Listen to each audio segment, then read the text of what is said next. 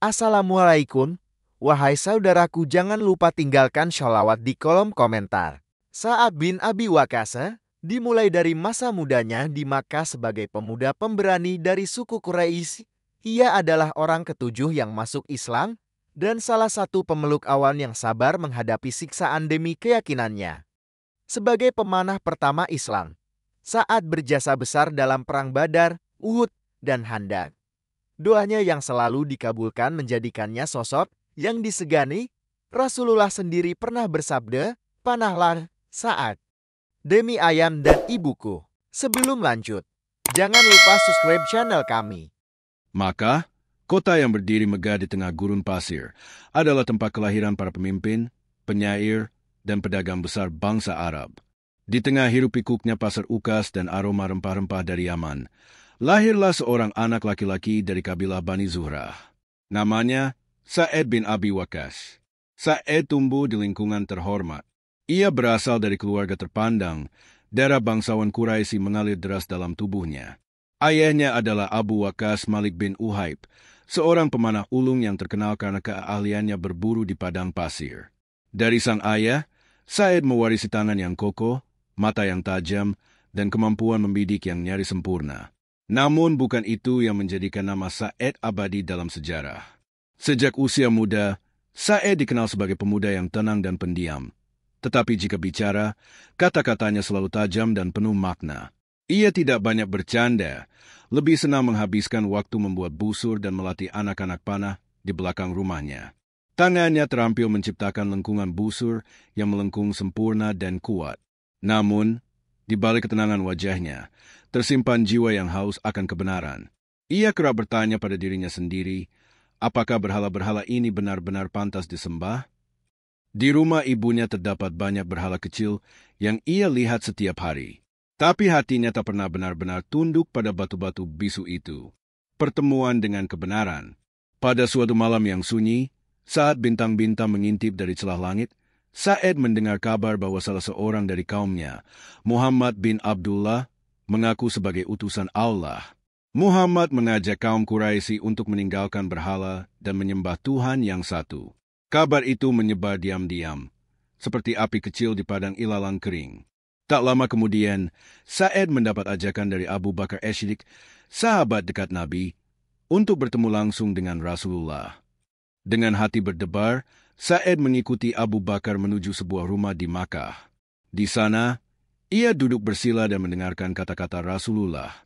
Satu kalimat dari Nabi menggetarkan seluruh jiwanya.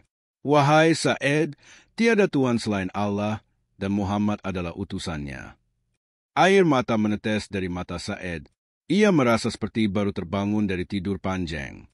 Ia merasa hatinya dibersihkan dari debu-debu syirik.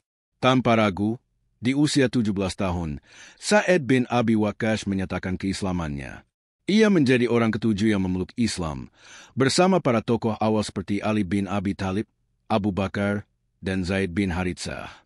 Ibu yang mencintai, tapi tak mengerti. Namun keislamannya bukan tanpa ujian. Ketika ibunya mengetahui bahwa putranya telah meninggalkan agama nenek moyang, ia murka luar biasa. Nama ibunya adalah Hamnah binti Sufyan, seorang wanita keras kepala yang sangat mencintai anaknya. Tapi kecintaan itu berubah menjadi ancaman. Hamnah mogok makan. Ia tiduran di pojok rumah, menangis dan berkata, "Demi Allah, aku tidak akan makan dan tidak akan minum hingga engkau kembali pada agama nenek moyang kita. Atau aku mati, dan engkau akan dicela seumur hidupmu karena membunuh ibumu." Sa'ad merasa hatinya terkoyak. Ia sangat mencintai ibunya, tapi keimanan dalam dadanya jauh lebih kuat dari rasa sayang yang fana. Ia mendekati ibunya dan berkata dengan lembut namun tegas, "Wahai ibu, ketahuilah, seandainya engkau memiliki 100 nyawa, lalu satu persatu keluar dari tubuhmu agar aku meninggalkan agama ini, maka aku tetap tidak akan berpaling dari Islam." Mendengar itu, sang ibu akhirnya menyerah. Ia makan dan minum kembali. Namun semenjak itu, hubungan mereka tak lagi sama. Tapi Sa'ad tidak menyesal. Ia telah memilih jalan yang benar, meski harus kehilangan kasih dari darah dagingnya sendiri. Peristiwa ini diabadikan dalam Al-Quran. Allah berfirman dalam surah Luqman ayat 15, Dan jika keduanya memaksamu untuk mempersekutukan aku dengan sesuatu yang tidak engkau ketahui, maka janganlah engkau ikuti keduanya. Namun, perlakukanlah keduanya di dunia dengan baik. Darah pertama untuk Islam. Keislaman Sa'ed membawa risiko besar. Ia harus menyembunyikan imannya pada awal-awal kenabian.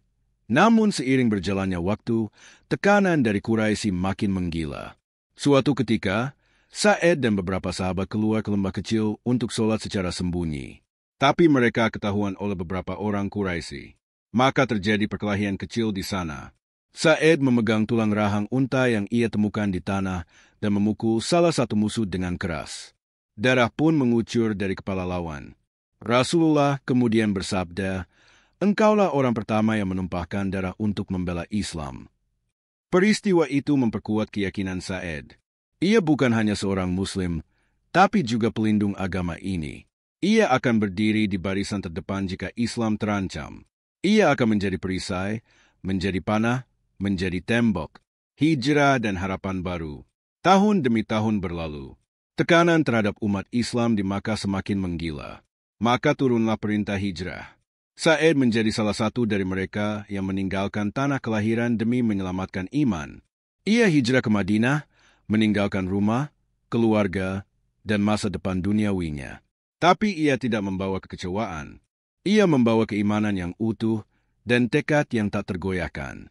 Di Madinah, Sa'ed menemukan saudara-saudara baru dari kaum Ansar, dan bersama mereka, ia membangun peradaban Islam yang pertama. Ia mulai dilatih dalam barisan militer, bukan hanya sebagai pemanah, tapi sebagai prajurit yang cerdas dan disiplin. Rasulullah melihat potensi besar dalam diri Sa'ed. Ia bukan hanya pemberani, tapi juga jujur, tenang, dan tidak haus kekuasaan. Nabi mencintainya dan bahkan bersabda, "Ini Sa'ed bin Abi Waqqas, pamanku. Adakah di antara kalian yang memiliki paman sepertiku?" Kalimat itu menjadi kehormatan besar. Bukan karena darah, tapi karena iman dan jasa. Langit Madinah tak pernah secerah hatinya yang baru. Sa'ed bin Abi Waqqas, pemuda yang dulu dihina dan dipaksa murtad di Makkah, kini menghirup napas kebebasan bersama kaum muslimin yang berhijrah. Di kota baru yang bersahabat ini, ia membangun awal kehidupan bukan sebagai pengrajin busu semata, tapi sebagai tentara Allah. Madinah menjadi tempat tumbuhnya kekuatan Islam secara terbuka. Rasulullah mulai menyusun barisan, mempersiapkan kaum muslimin menghadapi realitas perang yang tak terelakkan. Sa'ed bin Abi Waqqas menjadi salah satu sahabat yang paling siap mengangkat pedang dan busurnya demi agama yang dicintainya. Perang pertama, Badar. Tahun kedua Hijriah menjadi saksi pertempuran besar pertama umat Islam. Perang Badar. Sa'ed termasuk di antara 313 mujahid yang keluar bersama Rasulullah. Mereka bukan pasukan terlatih, hanya kaum muhajirin dan Ansar yang bersenjata seadanya. Sementara musuh, Quraisy, datang dengan 1.000 orang lengkap dengan kuda dan baju besi. Di medan Badar, Sa'ed tampil sebagai pemanah terbaik. Busurnya tidak pernah gagal. Panah-panah yang ia lepaskan selalu menemukan sasarannya. Ia tak hanya mengandalkan kekuatan, tapi juga doa. Sebab ia percaya, kemenangan bukan dari kekuatan fisik semata, melainkan pertolongan Allah. Di tengah hujan panah, Rasulullah berdiri memantau barisan. Beliau berdoa penuh harap. Di sisi beliau, hanya ada satu sahabat yang tak henti melindungi, memanah, dan berseru, "Sa'ed bin Abi Waqqas. Panahlah, wahai Sa'ed. Demi ayah dan ibuku, aku menebusmu," seru Rasulullah. Itulah satu-satunya kalimat seperti itu yang diucapkan Nabi kepada sahabatnya. Sebab dalam budaya Arab, ungkapan, "Demi ayah dan ibuku," adalah bentuk cinta tertinggi. Itu berarti, "Aku mencintaimu lebih dari orang tuaku sendiri." Sa'ed menggenggam kalimat itu selamanya. Ia memanah tanpa lelah. Tangan kanannya terus bergerak, dan setiap anak panahnya seperti dikendalikan oleh langit. Hari itu, ia benar-benar menjadi perisai dan tombak Islam. Ketika Badar usai, kaum muslimin menang secara mengejutkan. Sa'ed berjalan pulang dengan tubuh penuh debu dan mata lelah, namun hatinya memancarkan cahaya. Ia telah membela kebenaran dan melihat tanda nyata bahwa Allah bersama mereka yang berjuang. Uhud melindungi Nabi dengan panah. Tahun berikutnya, terjadi Perang Uhud. Sa'ed kembali berdiri di barisan utama. Ia tahu pasukan Quraisy datang dengan dendam, ingin membalas kekalahan di Badar. Kali ini, mereka membawa 3.000 pasukan. Di awal pertempuran, kaum muslimin unggul, tapi karena sebagian pasukan pemanah meninggalkan posisi di bukit sesuai arahan Rasulullah, pasukan Quraisy berhasil mengepung dari belakang. Situasi berubah cepat. Kekacauan melanda. Di tengah kekacauan itu, Nabi Muhammad menjadi sasaran utama. Tubuh beliau terluka, gigi beliau pecah, dan darah mengalir di wajahnya. Banyak sahabat terpukul dan terpencar. Tapi ada beberapa yang tetap bertahan di sisi Rasulullah, dan salah satunya adalah Sa'ed bin Abi Waqqas. Dengan busur di tangan, Sa'ed berdiri menghadang serangan musuh. Ia memanah dengan kecepatan dan kepatan yang luar biasa. Setiap anak panah yang dilepaskan seolah dikendalikan oleh kesetiaan dan cinta kepada Nabi. Ia tidak peduli jika tubuhnya sendiri menjadi sasaran. Sa'ed, panahlah mereka. Lindungi aku, wahai Sa'ed, teriak Rasulullah. Dan Sa'ed menjawab seruan itu dengan keberanian tanpa batas. Ia bukan hanya memanah, ia menyerang dengan hati. Di saat sahabat lain gugup, Sa'ed tetap tenang dan fokus. Ketika pertempuran selesai, meski kaum muslimin mengalami kerugian besar, Rasulullah masih hidup berkat perlindungan para sahabat seperti Sa'ed. Ia tidak menyelamatkan Rasul dengan tameng, tapi dengan keakuratan dan ketangkasan yang tak tertandingi. Doa yang mustajab. Setelah perang Uhud, Rasulullah memanjatkan doa khusus untuk Sa'ed. Ya Allah, arahkan panahnya dan kabulkan doanya. Sejak hari itu, doa Sa'ed bin Abi Waqqas tidak pernah tertolak. Sahabat-sahabat lain pun mengenalnya sebagai pemilik doa mustajab. Jika ia berdoa untuk kebaikan, datanglah kebaikan. Jika ia berdoa untuk kebinasaan seseorang yang zalim, maka kehancuran menimpa orang itu. Suatu hari di Kufah, ada seseorang yang menuduh Sa'ed tidak adil dalam memerintah. Sa'ed tak membalas langsung, hanya berkata, "Jika engkau berdusta, aku berdoa agar Allah menunjukkan kebenaran." Orang itu kemudian terkena penyakit aneh, matanya buta dan tubuhnya lumpuh. Masyarakat tahu, jangan main-main dengan orang yang doanya dikabulkan. Ketenaran dan kesederhanaan. Seiring berjalannya waktu, nama Sa'ed makin harum. Ia ikut dalam berbagai ekspedisi militer, namun tetap hidup sederhana. Ia tak mengejar kekayaan dunia. Ketika Rasulullah masih hidup, Sa'ed selalu berada di dekatnya, tak pernah meminta jabatan, tak pernah mencela yang lain. Ia dikenal sebagai pribadi yang lembut, rendah hati, namun tangguh di medan perang. Ia tidak banyak bicara, tapi sekali ia mengangkat busur, lawan pun gentar. Ia tidak pernah menyombongkan doanya yang mustajab. Bahkan, ketika ada yang bertanya, "Apakah engkau termasuk sahabat yang dijamin masuk surga?" Sa'ed menjawab, "Aku hanya berharap demikian, dan aku tetap takut kepada Allah." Salah satu momen paling mengharukan adalah ketika Rasulullah duduk bersama sahabat dan bersabda, 10 orang telah dijamin surga oleh Allah. Satu persatu nama disebut: Abu Bakar, Umar, Utsman, Ali, Talha, Zubair, Abdurrahman bin Auf, Abu Ubaidah bin Jarrah, Sa'id bin Zaid, dan terakhir, Sa'ed bin Abi Waqqas. Betapa agung nama itu, tapi Sa'ed tak berubah. Ia tetap orang yang membuat busur dengan tangannya sendiri, tetap menundukkan kepala, tetap bersyukur tanpa ria. Cinta Rasulullah, cinta surga. Rasulullah sangat mencintai Sa'ed. Dalam banyak kesempatan, beliau menunjukkan kasih sayangnya. Ketika Sa'ed sakit keras di Madinah, Nabi menjenguknya dan menyentuh dada serta perutnya sambil mendoakan kesembuhan. Sa'ed berkata, "Wahai Rasulullah, aku tidak punya ahli waris, hanya seorang anak perempuan. Bolehkah aku mewasiatkan seluruh hartaku?" Rasulullah menjawab, "Tidak, sepertiga saja, dan itu pun sudah banyak." Dari sinilah lahir prinsip wasiat Islam yang adil. Rasulullah lalu bersabda, "Wahai Sa'ed, engkau tidak akan mati karena penyakit ini.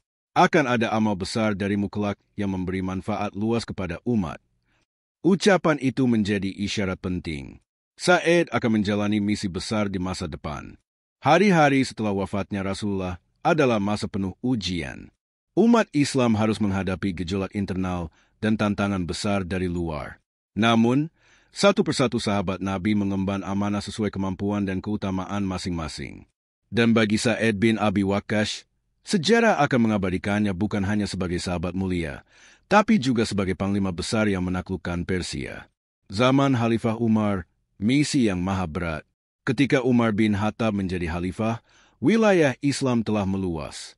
Di barat, Bizantium mulai runtuh. Di timur, berdiri kerajaan Persia Sasanid yang kokoh, arogan, dan berumur lebih dari 1000 tahun. Persia adalah kekuatan dunia yang memiliki pasukan besar, gajah-gajah perang, dan teknologi tempur mutakhir pada zamannya. Umar tahu, menghadapi Persia bukan urusan kecil. Maka setelah musyawarah dengan para sahabat, ia menunjuk satu nama untuk memimpin pasukan besar umat Islam, Sa'ad bin Abi Waqqas. Umar berkata, "Aku memilih seseorang yang pertama kali menumpahkan darah untuk Islam, yang panahnya diberkahi Allah, dan doanya tidak tertolak." Sa'ad menerima tugas itu. Ia tahu medan tempur kali ini bukan seperti Badar atau Uhud. Ini adalah medan perang strategis antar imperium. Tapi ia tak gentar. Dengan iman di dada dan keyakinan pada janji Allah, ia berangkat ke Irak untuk memimpin pasukan menuju Qadisiyah, kota perbatasan penting antara Arab dan Persia. Qadisiyah, detik-detik menentukan. Pasukan Islam tiba di dataran Qadisiyah. Sa'ad membentuk barisan, infanteri, pasukan berkuda, pemanah, dan logistik. Jumlah Muslim saat itu sekitar 30.000, sementara pasukan Persia di bawah Jenderal Rustum berjumlah lebih dari 100.000, lengkap dengan baju zirah, kuda, dan gajah perang raksasa. Hari pertama pertempuran dimulai. Debu perang membubung tinggi. Gajah-gajah Persia menyeruduk barisan depan Islam. Banyak pasukan Muslim yang ketakutan. Sa'ad saat itu sedang terbaring sakit di markasnya karena infeksi serius di punggung. Bahkan ia tidak bisa duduk. Namun dari ranjangnya, ia memimpin dan memberi perintah.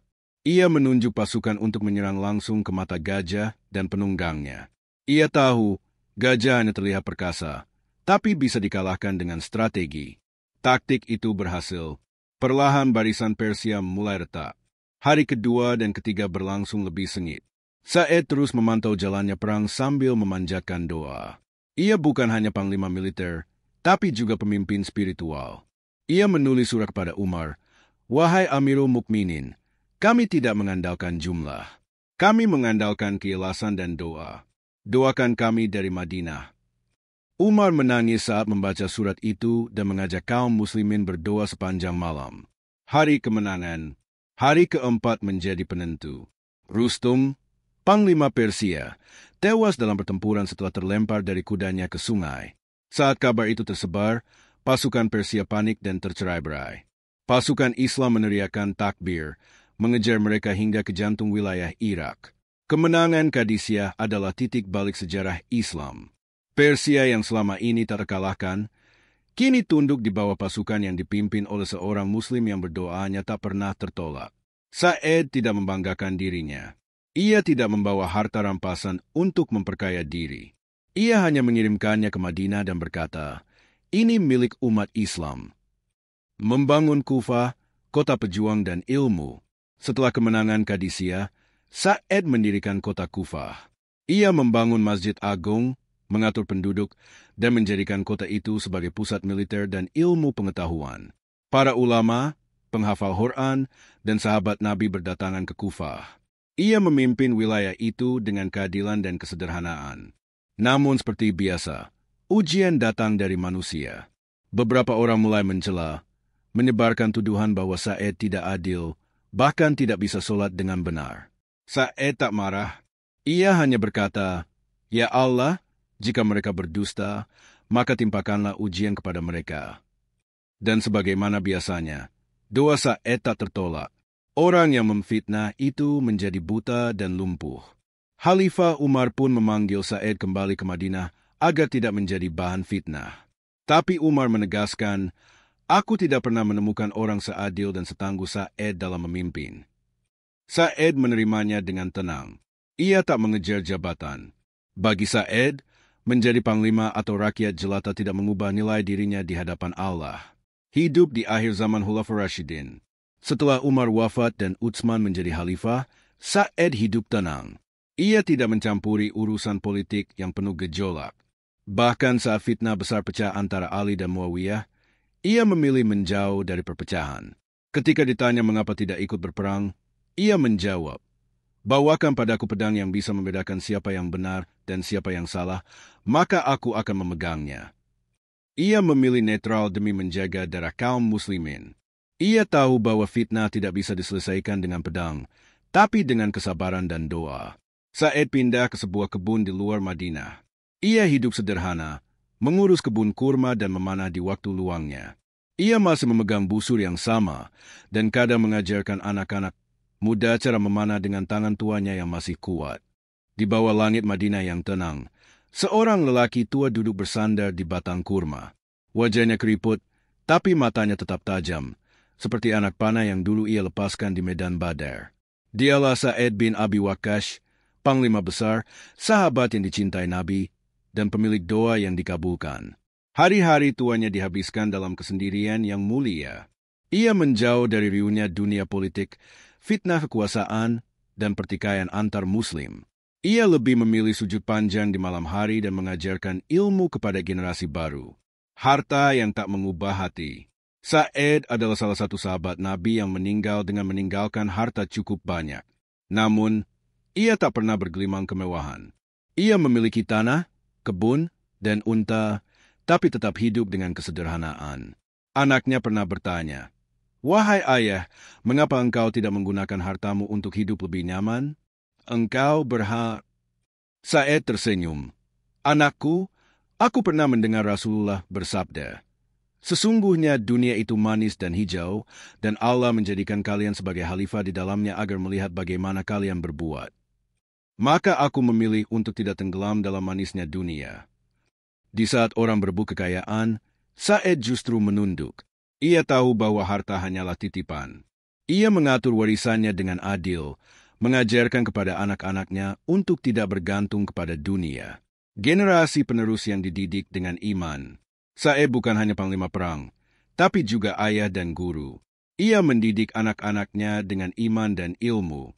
Salah satu anaknya, Umar bin Sa'ed, kelak dikenal sebagai panglima juga, meski namanya tercoreng dalam sejarah karena keterlibatannya dalam tragedi Karbala. Sa'ed menangis ketika mendengar peristiwa itu. Ia berkata, "Aku tidak mengajarkan ini padanya. Demi Allah, aku tidak pernah menyuruhnya melakukan itu." Sebagai ayah, ia terluka. Tapi ia tahu manusia punya jalan masing-masing. Ia tetap berdoa agar anak-anaknya kembali kepada jalan Allah. Zuhud yang sebenarnya. Banyak sahabat muda datang kepada Sa'ed untuk belajar. Mereka kagum pada keteguhan imannya. Salah satunya pernah berkata, "Wahai Sa'ed, engkau adalah jaminan surga. Engkau memiliki keutamaan yang besar. Apa rahasia hidupmu?" Sa'ed menjawab, "Aku tidak pernah meninggalkan solat, tidak pula berlebih-lebihan dalam berkata. Aku mencintai Nabi lebih dari diriku sendiri, dan aku tidak pernah merasa diriku lebih baik dari siapapun." Zuhud Sa'ed bukan berpakaian compang-camping atau meninggalkan dunia sama sekali, tapi memiliki dunia tanpa diperbudak olehnya. Ia bisa hidup dalam kesederhanaan meskipun memiliki kekuasaan dan kekayaan. Mimpi terakhir. Suatu malam, Sa'ed bermimpi bertemu Rasulullah. Dalam mimpinya, Nabi tersenyum dan berkata, "Sa'ed, engkau telah memanah untukku, engkau telah melindungiku. Kini tempatmu di sisiku telah disiapkan." Ia terbangun dengan air mata mengalir. Ia tahu waktunya hampir tiba. Tubuhnya melemah. Ia lebih banyak berbaring di rumahnya di pinggiran Madinah. Para sahabat datang menjenguknya. Salah satunya adalah Abdullah bin Umar. "Wahai pamanku," kata Abdullah, "apakah engkau masih berharap kepada rahmat Allah?" Sa'ed menjawab dengan senyum, "Jika bukan kepada rahmatnya, kepada siapa lagi aku berharap? Aku telah berperang bersama Nabi. Aku mendengar sabdanya, dan aku tak akan menukar semua itu dengan dunia dan seisinya." Beberapa hari kemudian, ia memanggil anak-anaknya. "Kuburkan aku di Baki, dekat para sahabat, dan jangan menangis berlebihan. Kematian adalah kepulangan." Namun takdir menentukan lain.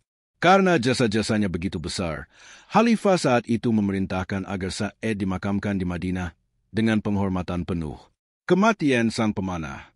Tahun itu, di usia 80 lebih, Sa'ad bin Abi Waqqas wafat. Ia adalah sahabat terakhir dari 10 orang yang dijamin masuk surga, Asyarah al-Mubashirin bil Jannah. Jenazahnya dimandikan, dikafani, lalu diantar ribuan manusia ke pemakaman. Abu Hurairah menangis saat menyolatkan jenazahnya. Ia adalah laki-laki yang Rasulullah bersabda tentangnya, "Panahlah demi ayah dan ibuku." Ribuan orang menyaksikan tubuh yang dulu tegap itu kini diturunkan ke liang lahat. Di atas pusaranya, para sahabat dan tabi'in membaca doa panjang. Di tangan sebagian orang, masih tersisa busur miliknya, busur yang dulu memancarkan kemuliaan di Badar, Uhud, dan Qadisiyah. Di hati umat Islam, namanya abadi sebagai panglima pemanah yang didoakan Nabi, sebagai penakluk Persia, dan sebagai pribadi zuhud yang menjauhi fitnah dunia. Warisan abadi. Sa'ad bin Abi Waqqas telah tiada, tapi warisannya tidak pernah hilang. Islam menyebar di tanah Persia karena perjuangannya. Kota Kufah berdiri karena tangannya. Doa yang diajarkan Nabi kepada Sa'ad menjadi ilham bagi para pencari ridha Allah. Namanya diukir di hati umat Islam sebagai teladan kesetiaan, keberanian, dan kesederhanaan. Hingga hari ini, jika seorang Muslim menunduk dalam doa dan meminta sesuatu dengan keyakinan, maka semangat Sa'ad, sang pemilik doa mustajab, hidup di dalamnya. Langit Madinah hari itu cerah, seolah turut memberikan penghormatan terakhir bagi salah satu manusia terbaik yang pernah hidup di bumi. Sa'ad bin Abi Waqqas, sang pemanah Badar, sahabat kesayangan Rasulullah, telah berpulang. Tapi bukan akhir, sebab nama Sa'ad justru semakin harum dan kekal, menembus zaman, dan menggetarkan langit dengan kemuliaan. Warisan tak tertulis di batu. Banyak tokoh besar mati dan dilupakan sejarah. Namun tidak dengan Sa'ad. Ia tak meninggalkan patung, istana, atau prasasti. Warisannya tertulis di dada umat. Ia hidup dalam kisah para ulama, tercantum dalam hadis, dan diabadikan dalam mushaf-mushaf sejarah sebagai orang pertama yang menumpahkan darah musuh dalam Islam. Sahabat yang doanya tidak tertolak. Pemanah Rasulullah di Uhud. Panglima perang Qadisiyah yang menumbangkan Imperium Persia. Salah satu dari 10 orang yang dijamin surga. Ia pernah berkata, "Tidak ada sesuatu yang lebih aku harapkan di dunia ini selain bisa wafat dalam Islam dan dikumpulkan bersama Rasulullah di akhirat." Doa itu terkabul, sederhana hingga akhir. Setelah kepergiannya, banyak orang mengenang kesederhanaan Sa'ad. Seorang tabi'in berkata, "Kami pernah datang ke rumahnya. Ia duduk di tikar usang. Di dinding hanya ada busur dan pedang, tapi wajahnya bercahaya." Seorang anak kecil pernah bertanya kepada ibunya, "Mengapa orang-orang mencintai kakek tua itu?" Ibunya menjawab, "Karena ia tidak pernah mencintai dunia lebih dari Tuhannya." Sa'ad dan doa yang tak terbatas. Salah satu keistimewaan Sa'ad adalah doa-doanya yang dikabulkan Allah. Dari Badar hingga Qadisiyah, dari medan perang hingga kehidupan pribadi, ia selalu berdoa. Tapi lebih dari sekadar doa untuk menang, ia sering berdoa untuk kebaikan umat. Pernah suatu malam, seorang sahabat melihatnya menangis dalam sujud. Ketika ditanya, ia berkata, "Aku tidak memohon kemenangan. Aku memohon agar Allah tidak menghisapku dengan berat, agar ia menerima amalku, agar umat ini tidak tersesat setelah Rasul wafat." Itulah doanya, luas, dalam, dan penuh cinta. Doanya bukan hanya untuk dirinya. Ia berdoa untuk generasi setelahnya, untuk anak-anak yang belum lahir, untuk Islam agar tetap tegak di atas kebenaran. Sosok Sa'ad di mata para ulama. Ibnu Katsir menulis tentangnya. Sa'ad adalah teladan dalam keberanian, kesabaran, dan ketawadhuan. Ia menolak fitnah dan memilih keselamatan hati. Imam Az-Zahabi menyebutnya, ia adalah ahli syura, sahabat mulia, zuhud, dan dijamin surga. Tidak ada keburukan yang disebutkan tentangnya. Imam Ahmad bin Hanbal berkata, "Jika engkau ingin melihat laki-laki yang benar imannya, lihatlah Sa'ad." Namanya disebut di majelis ilmu, dalam khutbah, di pesantren, bahkan di sekolah-sekolah modern.